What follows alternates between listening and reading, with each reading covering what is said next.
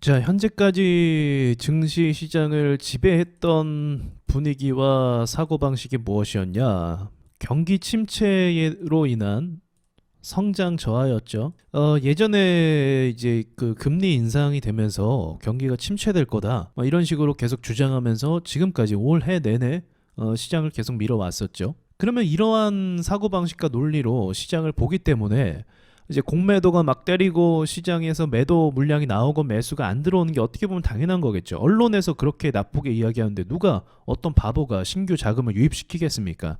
그러니까 이렇게 물량이 들어올 거리가 없으니까 이게 제한이 됐었는데, 최근 들어서는 이 경기 침체임에도 불구하고 어떠한 부분이 강조가 되고 있냐면 에너지 기업의 실적에 대해서 좀 부각을 시키고 있는 상황이 됐죠. 그러니까 이런 것들이 좀 분위기를 전환시켜 줄 만한 것들이 되는 거고, 그리고 실제로 이 언론에서 이것만 이야기하면 안 돼요. 이걸 통해서 뭐가 돼야 된다? 주가가 상승을 가야 됩니다. 가장 중요한 거는 신고가를 가야 됩니다. 신고가가 가면서 시장에서 주목을 시키면서 이 와중에도 돈이 쏠리는 주식과 섹터가 있다라는 걸 이제 보여줘야 되는 거죠.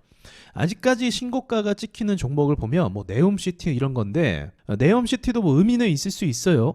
다만 어떤 분명한 사인이 오고 가고 그런 부분이 있어야 되는데, 제가 어떤 섹터가 좋은 섹터라고 했죠? 섹터 기준으로 따지면 이제 우량주와 같이 섞여 있는 섹터가 사실은 좋은 섹터입니다. 글씨 죄송해요. 그 좋은 섹터인데 지금 네옴시티 아직까진 그런 단계는 아니라는 거죠. 그래서 제 경험상 네옴시티 종목이 뭐 나쁘다 못 간다 이 얘기가 아니에요. 지금은 시장이 살아나는 게 우선이기 때문에 네옴시티와 관련된 섹터와 종목들은 대부분 소형주고요. 그쵸? 아무리 한미 글로벌이 크게 오른다 할지라도 이러한 섹터나 저기 테마로 올리는 종목들은 시장에서 항상 있어 왔다. 그러니까 네옴시티에 엄청난 의미를 두는 게 아니라 뭐 예를 들면 정치 테마주도 그런 식이겠죠. 그리고 최근에는 로봇주도 있었잖아요. 근데 로봇주나 정치 테마주가 이 시장의 어떤 상승을 이끄는 주역이 아니잖아요. 그렇죠? 늘 있어 왔던 패턴 중에 하나인 섹터고, 네옴도 그런 식으로 보셔야 됩니다. 그래서 이미 많은 시세가 나왔기 때문에 이쪽으로는 보지 않으시는 게 좋다라고 판단하고요. 대략 우리가 좀 기대해야 될 부분들이 이제 네이버나 카카오 이러한 IT 종목들의 이제 역습을 좀 기대해야겠죠. 이게 너무 아무런 그 결과가 없었기 때문에 오늘 5% 오른 것도 참 대단하긴 하지만 어쨌든 여기서 이 위로 점프를 띄워줘야 됩니다. 강하게요. 그래서 최소한 22만 5천 원 위에는 안착이 되어야 그 다음에 위를 바라볼 수 있는 과정이 만들어지거든요. 저의 견해로는 22만 5천 원까지는 무난하게 갈 수 있다라고 보고 있는데, 워낙에 이쪽이 뭐 저기 메타 플랫폼스 포함해서 안 좋은 식으로 많이 이야기를 했죠. 근데 또 오늘 말장난 걸면서 상승시키는 것도 보기도 하는데, 기대할 만한 요소나 그런 것들은 터지지 않고 있지만 낙폭이 너무나 심하기 때문에 기본적인 반등만 주어도 시장이 살아나는 데는 도움이 많이 될 겁니다. 카카오 같은 경우도 우리 다 알겠지만 뭐 얼마 전에 데이터 센터가 뭐 화재가 났다 하면서 뭐 주가가 좀 압박을 받았지만 또 이렇게 급등을 주고 있지 않나요? 근데 이게 급등이 또 큰 의미가 있는 건 아닌 것이, 지금 이 바닥에서 이게 뭐 요만큼 올랐다고 이러쿵 저러쿵 할 건 아니죠. 다만 제가 좀 이제 눈여겨보는 건 이제 거래량을 보았을 때 이전에 전혀 없었던 거래량들이 나오고 있는 건 맞아요. 이런 게 이제 참 좋은 거거든요. 사실은요.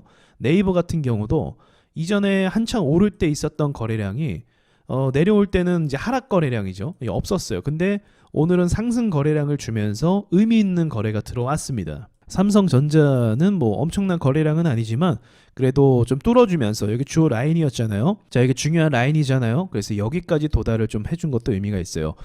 일단은 삼성전자 기준으로 분석하는 것도 좋은데, 삼성전자가 여기서부터 추세 하락 없이 쭉 밀어 올렸거든요. 근데 이게 조정받을 가능성도 사실은 있습니다. 이거 뚫으려면 이제 미국의 뭐 애플이라든지 반도체 관련주들이 좀 올라줘야 그 분위기가 살 수 있거든요. 그래서 삼성전자가 지금 저항대이기 때문에 오늘 밤에 미장이 어떤 식으로 흘러갈지, 이번 주 자체가 미장이 어떤 식으로 흘러갈지, 거기에 따라서 한 번 더 중요한 포인트들이 생길 것 같아요. 그러나 일반적으로는 지금 조정 영역 가운데 있기 때문에 코스피도 좀 많이 달렸거든요. 그래서 저는 코스피가 조정을 받을 거다라고 지금 보고 있어요. 여기까지 올라온 것도 참 대단하기 때문에 지금 웃긴 게 뭔지 아십니까? 지금 여기 바닥부터 찍고 수치를 보면 11%가 넘어요. 이전에 반등 나왔을 때 수치를 보면 한 11% 정도 돼요. 근데 지금은 넘어요. 무슨 말이냐면 올해 들어서 최고의 상승이 나왔다. 요만큼이 올해 들어서 코스피가 최고의 반등이 나왔습니다. 웃기죠. 얼마 쥐뿔 나오지도 않았는데. 그러니까 이게 얼마 안 나온 이 수치가 지금 거의 1년 넘게 이 답답한 장을 유지하고 있거든요.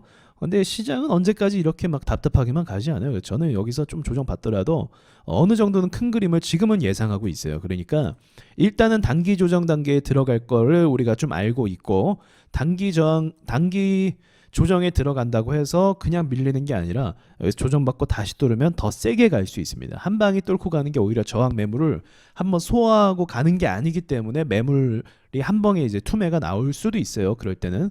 그래서 한번 소화하고 가는 게 훨씬 낫습니다. 그러면서 동시에 이 유틸렉스라든지 그리고 박살바이오라든지 이런 종목들이 지금 반등이 좀 어느 정도 나왔거든요. 박살바이오 특징은 진짜 뭐냐면, 제가 바이오주가 시장 분위기 전환하는데 아주 큰 그 공헌을 한다고 했잖아요. 박셀바이오가 오를 때 이 반등을 좀 줄 때마다 시장 분위기가 괜찮았어요. 근데 웃긴 건 얘가 하락할 때마다 시장 분위기가 진짜 안 좋았어요. 그러니까 얘가 분위기 메이커 역할을 많이 합니다. 근데 박셀바이오뿐만 아니라 HLB 포함해서 이 바이오 섹터 종목들의 좀 우량한 주식들, 이런 애들이 신풍지약 다 포함되겠죠. 한국 BNC도 포함되고 이런 애들이 좀 올라와주면 시장 분위기가 나쁘지 않아요. 근데 오늘 수급을 쌌죠. 분명히 세력 수급이죠. 그렇기 때문에 단기간에 조금 어느 정도만 올라가도 시장이 쉽게 죽지는 않을 거예요. 그전처럼 반등이 좀 나올 겁니다.